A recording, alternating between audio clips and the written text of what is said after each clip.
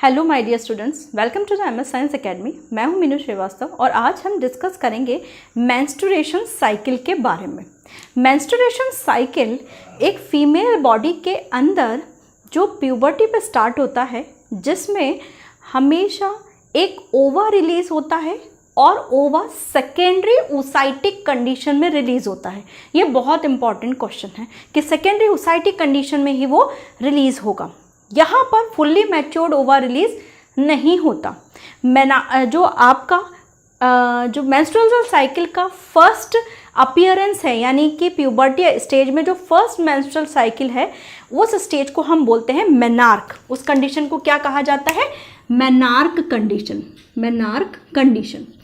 और जब female body के अंदर ये मतलब कि जो मेंस्ट्रुअल साइकिल स्टॉप हो जाता है और वो करीबन होता है 45 से लेके 50 तक की एज के आसपास, मेनोपॉज, यानी कि अब मेंस्ट्रुअल साइकिल ख़त्म हो जाता है।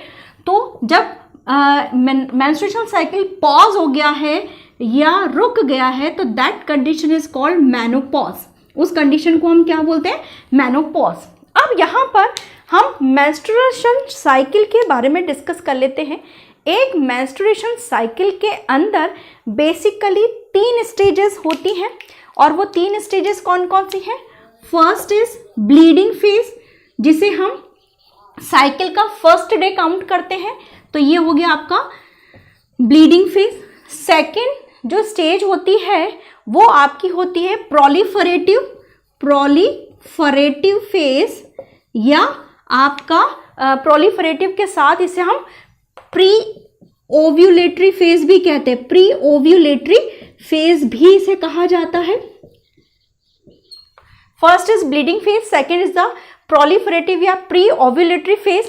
थर्ड फेज को हम ल्यूटियल फेज भी कहते हैं। ल्यूटियल फेज या सिक्रीटरी फेज भी इसे कहा जाता है।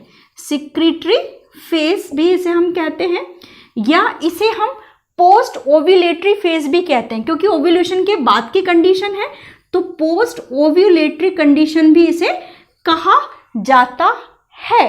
अब यहाँ पर अब कौन कौन से स्टेजेस में क्या क्या होता है वो हम देख लेते हैं। सबसे पहले कौन सी फेज आएगी? Bleeding phase. Bleeding phase cycle की फर्स्ट डे से स्टार्ट है, यानी कि जिस दिन ब्लीडिंग स्टार्ट हुई है उसे हमने जो है फर्स्ट डे साइकिल का कहा है। अगर मैं साइकिल को इस तरीके से ड्रॉ करूं, ये आपका, तो यहाँ पर फर्स्ट डे, ये आपका 14th डे, और यहाँ पर मैं जो आपका करीबन ये 5 डेज तक की जो कंडीशन है, ये आपकी कौन सी कंडीशन हो जाएगी? Bleeding phase. ये आपकी कंडीशन हो जाएगी bleeding phase.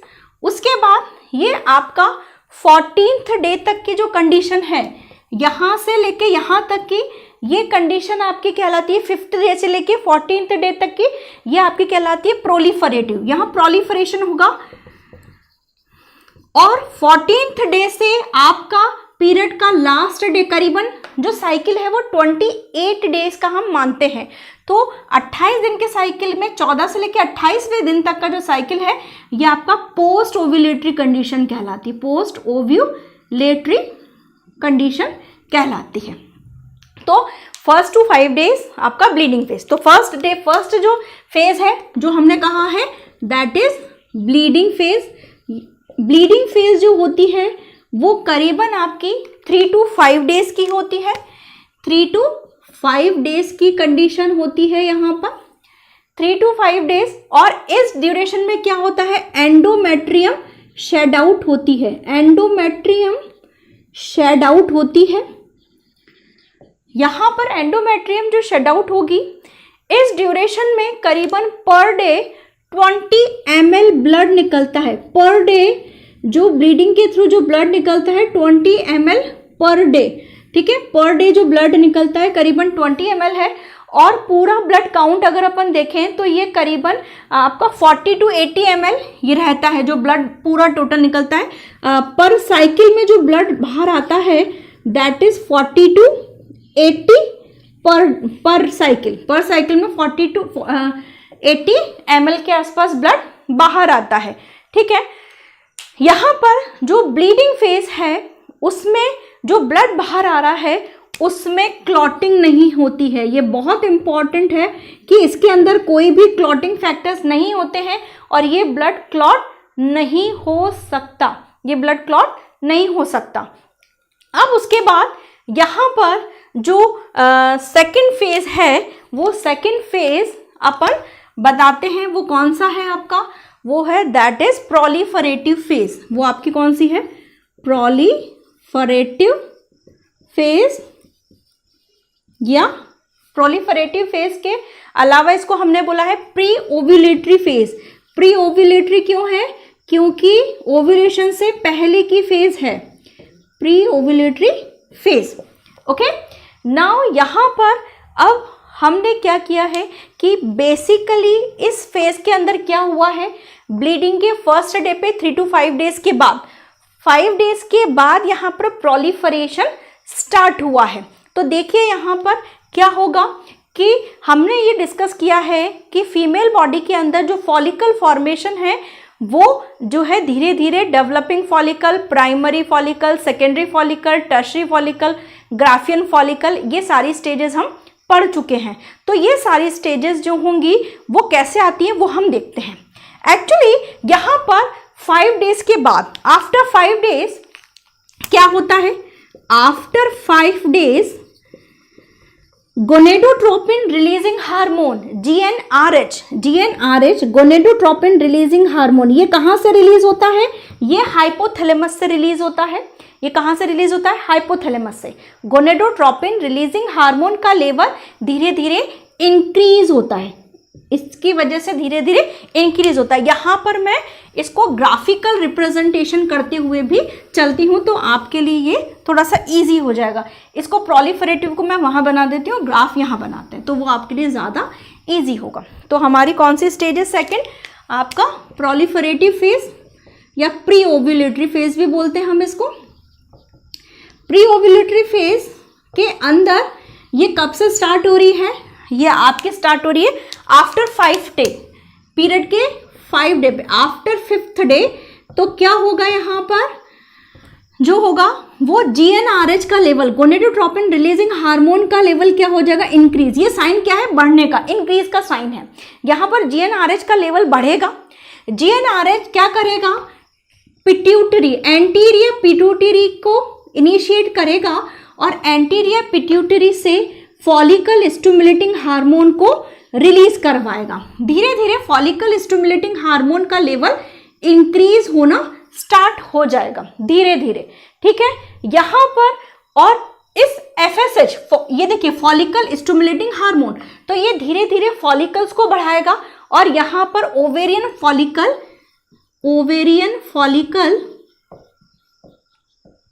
Begins to develop. अब यहाँ पर धीरे धीरे ये जो ओवेरियन फॉलिकल है ये धीरे धीरे डेवलप होना शुरू हुए हैं। यहाँ पर अगर मैं ग्राफिकल देखूं तो पिट्यूटरी हार्मोन का लेवल फर्स्ट डे से, इसको मैं बनाऊं अगर ड्रॉ करूं तो ये देखिए पिट्यूटरी हार्मोन में अभी FSH का लेवल बढ़ रहा है, ये 14th डे है। अभी धीरे धीरे FSH का लेवल बढ़ना स्टार्ट हुआ है ना। ये यहाँ पर 14th डे, इसको मैं यहाँ बना देती हूँ क्योंकि 2-3 तरह के ग्राफ आएंगे इसमें, तो यहाँ पर अपन बना देते हैं। जो 14th डे है ये आपका पीरियड का फर्स्ट डे, ये 14th डे और ये 28 डे। एक साइकिल का जो रेंज होता है वो 28 डेज तक अपन मानते हैं। यहाँ पर 1 14th डे और 28 डे। अब यहाँ पर ये जो फर्स्ट डे है, फर्स्ट डे से ओवेरियन फॉलिकल का जो गोनेडोट्रोपिन रिलीजिंग हार्मोन है वो बढ़ने लगा है, ठीक है। गोनेडोट्रोपिन रिलीजिंग हार्मोन की वजह से FSH लेवल बढ़ रहा है, FSH लेवल बढ़ रहा है अभी, ठीक है। और FSH लेवल की वजह से अभी ओवेरियन फॉलिकल का डेवलपमेंट स्टार्ट हुआ है और ओवेरियन फॉलिकल्स यहाँ पर धीरे धीरे जो है उसमें थीकल सेल्स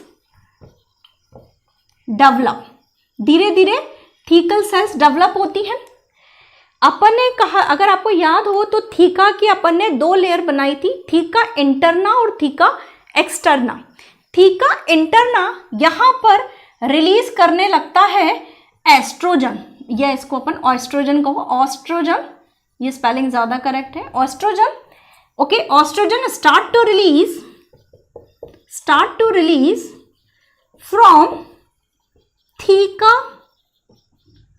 इंटरना। ये अपन ने कहा था, अगर आपको नहीं भी याद है तो आप उसमें ओवरी का डेवलपमेंट वाला अगर आप मेरा वीडियो देखेंगे तो उसमें मैंने आपको पूरा बताया है कि थीका इंटरना आगे चल के एस्ट्रोजन को रिलीज करता है।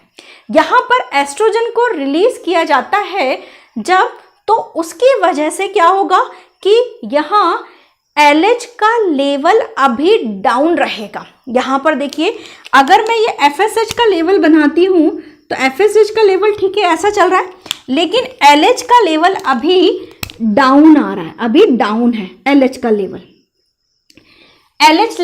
LH हार्मोन क्या है? LH is the luteinizing hormone. Estrogen के लो लेवल की वजह से अभी एस्ट्रोजन रिलीज होना स्टार्ट हुआ है, उसका ब्लड कंसंट्रेशन अभी प्रॉपर नहीं आया है। समझ में आ रही है बात? अभी एस्ट्रोजन का लेवल कम है, यानी उसको वो रिलीज तो होना स्टार्ट हुआ है, लेकिन अभी उसका concentration proper up to mark नहीं पहुंचा है, जिसकी वजह से अभी एस्ट्रोजन एंटीरियर पिट्यूटरी को LH का लेवल बढ़ने नहीं देगा। ठीक है, तो यहां पर अभी LH का लेवल क्या होगा? सप्रेस रहेगा। अभी हमने कहा कि एस्ट्रोजन का लेवल, अगर मैं यहाँ पर एस्ट्रोजन का लेवल बनाऊं तो एस्ट्रोजन का लेवल अभी कम है, स्टार्ट हो गया है वो रिलीज होना, लेकिन अभी क्या है? उसका लेवल डाउन है। अभी उसका लेवल क्या है? डाउन है, और लेवल डाउन होने की वजह से it gives the negative feedback to the anterior pituitary for the luteinizing hormone. तो यहाँ पर LH का लेवल अभी FSH से डाउन चल रहा है। ये लेवल क्या है? LH, और ये जो ब्लू कलर का मैंने बनाया है दैट इज FSH। ठीक है, अब FSH की वजह से क्या होगा? धीरे धीरे फॉलिकल्स डेवलप होना स्टार्ट होंगे, और यहाँ पर अगर मैं फॉलिकल्स देखूं तो यहाँ पर ये फॉलिकल्स अभी स्टार्ट हुए हैं बनना, थोड़े थोड़े बनना स्टार्ट हुए हैं। अभी यहाँ पर प्रोजेस्टेरॉन का लेवल भी अभी डाउन है। ठीक है, जैसे जैसे एस्ट्रोजन का लेवल बढ़ता है तो यहाँ पर क्या होगा? एस्ट्रोजन का लेवल धीरे धीरे क्या होगा? बढ़ेगा। एस्ट्रोजन का लेवल धीरे धीरे जो है कह सकते हैं कि बढ़ना शुरू होता है। ठीक है, तो ये यहाँ तक आते आते ये धीरे धीरे धीरे धीरे ये इसके फर्स्ट टू 5 डेज हो गया, और फिर ये धीरे धीरे बढ़ेगा। तो ये धीरे धीरे बढ़ते बढ़ते ये 14th डे पे इसको जो है इसका लेवल बढ़ जाता है। एस्ट्रोजन का लेवल जब ज़्यादा बढ़ जाएगा तो ये जो पहले अपनी कम कंसंट्रेशन पे नेगेटिव फीडबैक दे रहा था LH के लिए, अब पॉजिटिव फीडबैक देने लगेगा LH के लिए।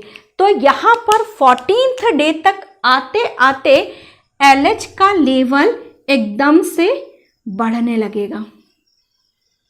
यहाँ पर LH का लेवल एकदम से, अभी LH का लेवल एकदम से बढ़ने लगा है। तो इसको हम लिख लेते हैं कि यहाँ पर क्या क्या हुआ है? एस्ट्रोजन कहाँ से रिलीज हुआ है? थीका इंटरना से। और यहाँ पर LH का जो लेवल है, LH level down due to negative feedback of estrogen hormone. ठीक है, इसका नेगेटिव जो फीडबैक आ रहा है उसकी वजह से LH का लेवल अभी डाउन जा रहा है। अब यहाँ पर FSH की वजह से क्या क्या हुआ वो हम देख लेते हैं। अब यहाँ पर देख लेते हैं, ड्यू टू FSH फॉलिकल्स, ये हमने लिख लिया था यहाँ पे, ovarian follicles begins to develop due to FSH। ये किसकी वजह से हो रहा है? FSH की वजह से। और फाइनली यहाँ तक आते आते ये फॉलिकल्स पूरा का पूरा, याद करिए हमने इसमें पूरा जो है एंट्रम फॉर्मेशन किया था, पूरा ढंग से इसमें जो है इस तरीके से पूरा एंट्रम फॉर्मेशन किया था। ये यहाँ पर थोड़ा सा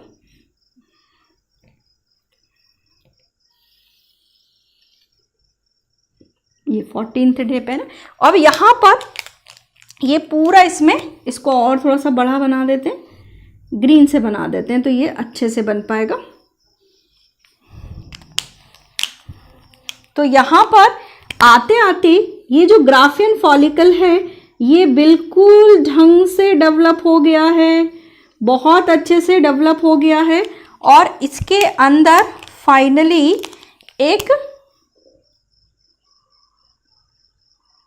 एंट्रम डेवलप हो गई है। और इस कंडीशन पे इसको हमने क्या कहा था, याद करिए, ग्राफियन फॉलिकल। इसको हमने क्या कहा था, ग्राफियन फॉलिकल।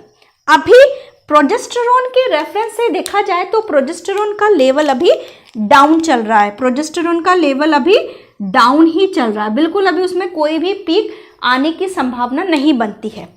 यहाँ पर LH और FSH का ग्राफ हमने ड्रॉ कर लिया, ये जो आपके फॉलिकल्स हैं ये ड्रॉ कर लिए। अभी यहाँ पर हम जो यूट्राइन वॉल के साथ हुआ था पहले वो चीज़ भी हम ड्रॉ कर लेते हैं कि यूट्राइन वॉल के साथ आके हुआ क्या। तो यूट्राइन वॉल का अगर अपन देखें तो यूट्राइन वॉल जो है शेड आउट हो गई यहाँ पर 1 to 5 डेज तक, यहाँ पर इसमें शेड आउट हो गई है। ये अपन ने अगर 5 डेज इसको काउंट किया है तो यहाँ पर 1 to 5 डेज के बाद धीरे धीरे ये एस्ट्रोजन जो होगा, एस्ट्रोजन की वजह से ये जो एंडोमेट्रियम है ये अब यहाँ पर अपन लिख लेते हैं, due to increased level of estrogen, जो ये आपका क्या है, endometrial wall proliferate, endometrial wall proliferate. ये एंडोमेट्रियल वॉल क्या हो गई है, अब ये बढ़ने लग गई है। तो यहाँ पर देखिए ये क्या हो गया है, ये धीरे धीरे अगर ये 14th डे तो ये धीरे धीरे बढ़ने लग गई है। यहाँ पर ये इसमें यहाँ पर ये बढ़ने लग गई है, ये यहाँ पर अभी बहुत ज़्यादा इसमें बल्ज बढ़ गया है, बहुत ज़्यादा इसमें जो है कह सकते हैं बढ़ गया है। यहाँ पर 14th डे तक आते आते, इसको 14th डे को अच्छे से लिख लेते हैं, ये 14th डे तक आते आते LH का लेवल जो है कह सकते हैं अपनी पीक पे होता है। And on the 14th day LH on highest peak, LH अपने हाईएस्ट पीक पे होगा और इसको हम बोलते हैं LH सर्ज। इस कंडीशन को हम क्या बोलते हैं बेटा, LH सर्ज। ठीक है, अब यहाँ पर इस कंडीशन में जैसे ही LH का लेवल बहुत ज्यादा हाई होगा, that Graafian follicle rupture and the over release, ये अपन 14th डे पे बना रहे हैं कि ओवर रिलीज हो गया है एंड ग्राफियन फॉलिकल जैसे ही फटता है ओवर रिलीज हो जाता है and the releasing other cells are known as corpus luteum. तो 14th डे पे क्या हुआ, due to LH surge over release and over release के बाद क्या हो जाएगा, कॉर्पस ल्यूटियम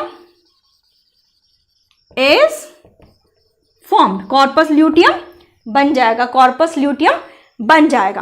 अब यहां पर ये काम हो गया है हमारा प्री ओव्यूलेटरी कंडीशन में, अब ओवा रिलीज हो गया है।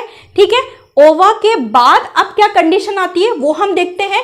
आप इसका स्क्रीनशॉट ले लीजिए क्योंकि फिर मेरे पास इतनी स्पेस नहीं है, तो मैं ये ब्लीडिंग फेज थोड़ा सा ये इसको रब करूंगी। तो अब हम चलते हैं किसकी तरफ, पोस्ट ओव्यूलेटरी फेज की तरफ। अभी तक आप समझ लीजिए ब्लीडिंग फर्स्ट डे है, ब्लीडिंग का 3 to 5 days, endometrium shed out हो गई है, करीबन पर डे 20 ml के करीबन ब्लड निकलता है।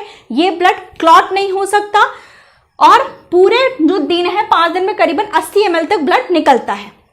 यहाँ पर जब ये ब्लीडिंग फेज खत्म हो जाती है तो GnRH का लेवल बढ़ना स्टार्ट होता है, जिसकी वजह से FSH लेवल बढ़ता है।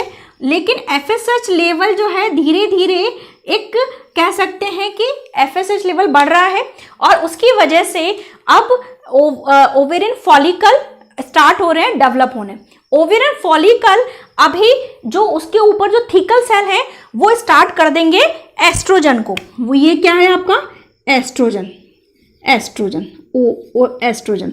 अब जैसे जैसे thecal cell release, internal thecal cell estrogen release करती हैं, लेकिन अभी एस्ट्रोजन का कंसंट्रेशन कम है जिसकी वजह से LH लेवल उतना नहीं बढ़ पाता। और जैसे जैसे एस्ट्रोजन का लेवल बढ़ता जाएगा वैसे वैसे LH का जैसे जैसे एस्ट्रोजन का लेवल बढ़ता जाएगा वैसे वैसे LH का लेवल बढ़ता जाएगा और 14th डे पे LH अपने पीक पे पहुंचेगा जिसे हम बोलते हैं LH सर्ज। यहाँ पर जो आपका फॉलिकल है यानी जो ग्राफियन फॉलिकल जो बन चुका है, now it starts to rupture और यहाँ पर जो ओवा है रिलीज हो जाता है 14th डे पे and corpus luteum is formed.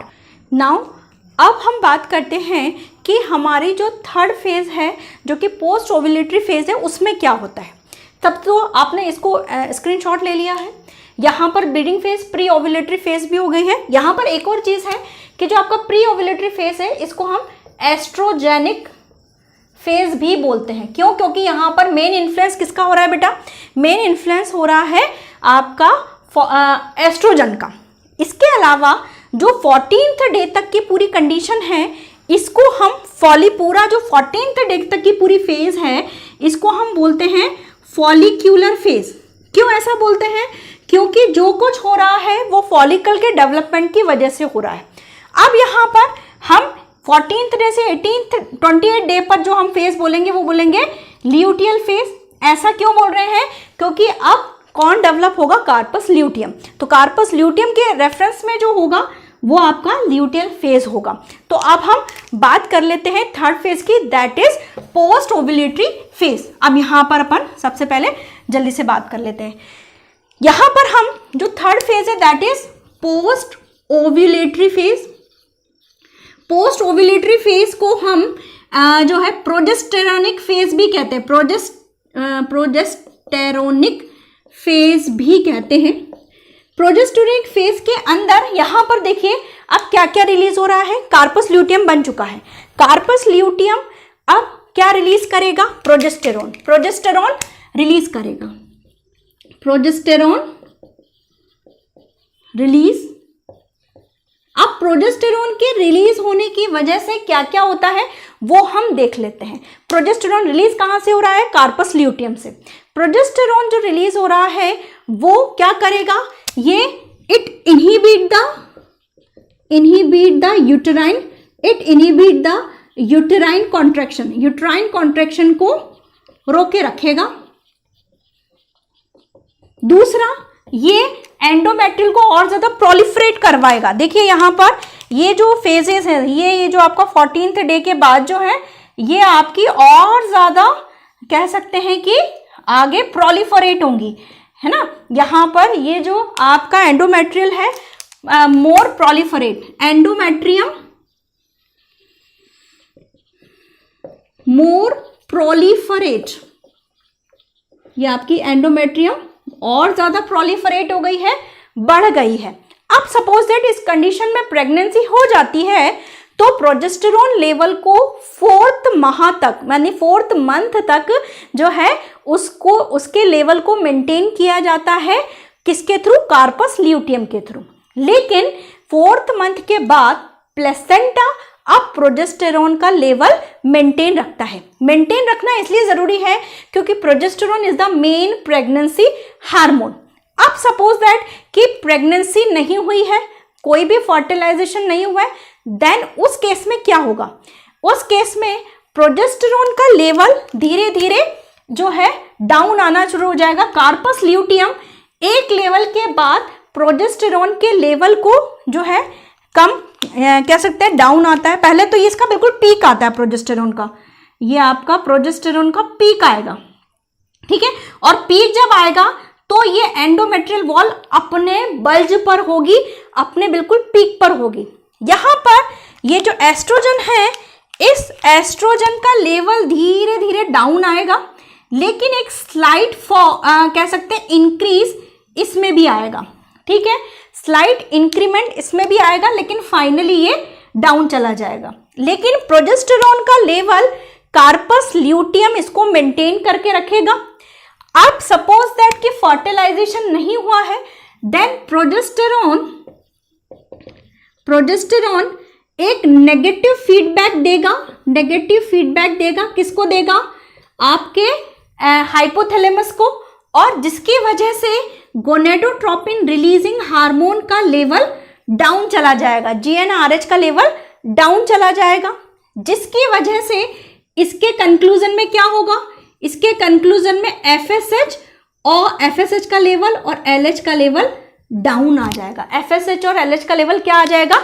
Down आ जाएगा। तो यहां पर हम ये जो बना रहे हैं LH सर्ज, ये जो LH सर्ज है ये धीरे धीरे डाउन चला जाएगा। सेम उसी तरीके से जो आपका FSH है इसका लेवल भी धीरे धीरे डाउन चला जाएगा। ठीक है, ये आपका FSH और LH हो गया। अब यहां पर FSH और LH का लेवल डाउन आ गया है। कार्पस ल्यूटियम डीजेनरेट, इसको मैं यहां पर दूसरे पेन से लिख देती हूं। Corpus luteum degenerate and forms the corpus albicans. ये क्या कहेगा? कॉर्पस एल्बिकेंस बनने लग जाएगा। और यहां पर ये हम फॉलिकल को इस तरह से बना देते हैं, धीरे धीरे पहले तो प्रोलिफरेट होगा और फिर धीरे धीरे डीजेनरेट हो जाएगा। ये कह सकते हैं हम इसको, फाइनली ये डीजेनरेट हो जाएगा। ठीक है, और कॉर्पस एल्बिकेंस बन जाएगा। कार्पस एल्बिकेंस की वजह से प्रोजेस्टेरॉन का लेवल क्या हो जाएगा? प्रोजेस्टेरॉन का लेवल एकदम से डाउन जाएगा। क्या हो जाएगा? एकदम से डाउन चला जाएगा। प्रोजेस्टेरॉन का लेवल जैसे ही डाउन गया वैसे ही क्या हो जाएगा? आपकी जो एंडोमेट्रियल वॉल है वो क्या हो जाएगी? शेड आउट जो है वो बिल्कुल डीजेनरेट के कगार पे आ जाएगी और फाइनली धीरे धीरे रप्चर होते हुए शेड आउट होने लग जाएगी और वहां पर पीरियड का फर्स्ट डे स्टार्ट हो जाएगा, यानी कि नेक्स्ट साइकिल की स्टार्टिंग हो जाएगी। तो फर्स्ट आपका ब्लीडिंग फेज, उसके अंदर ब्लीडिंग हुई 1 to 5 डेज के लिए। सेकंड आपका प्री ओव्यूलेटरी फेज, इसमें ओवा रिलीज हुआ, GnRH की वजह से FSH का लेवल बढ़ा था। उसके बाद LH लेवल बढ़ा जिसे LH सर्ज कहा गया। LH सर्ज की वजह से ग्राफियन फॉलिकल से ओवा रिलीज हुआ। ओवा के बाद यहाँ पर उसने आपका LH का लेवल पीक रहा। उसके बाद यहाँ पर जो कार्पस ल्यूटियम है उसने थर्ड फेज में एंटर किया। प्रोजेस्टेरॉन लेवल क्या हुआ? उसने यूट्राइन कॉन्ट्रैक्शन को इनहिबिट किया, लेकिन जैसे ही प्रोजेस्टेरॉन का लेवल डाउन गया यूट्राइन कॉन्ट्रैक्शन बढ़ा और finally corpus luteum convert into corpus albicans. Progesterone का लेवल बहुत ज्यादा डाउन गया एंड धीरे धीरे होते होते उसने एंडोमेट्रियल वॉल को फाइनली जो है शेड आउट के मोड पे ले आया। तो that is the last, that is the second cycle, या मतलब नेक्स्ट साइकिल का स्टार्ट हो जाता है, पीरियड का फर्स्ट डे आ जाता है। तो आई होप आपको ये समझ में आया होगा और बहुत अच्छे से समझ में आया होगा। मैंने पूरी कोशिश की कि आपको अच्छे से समझ में आए। तो अगर आपको पसंद आया है तो लाइक, शेयर एंड सब्सक्राइब।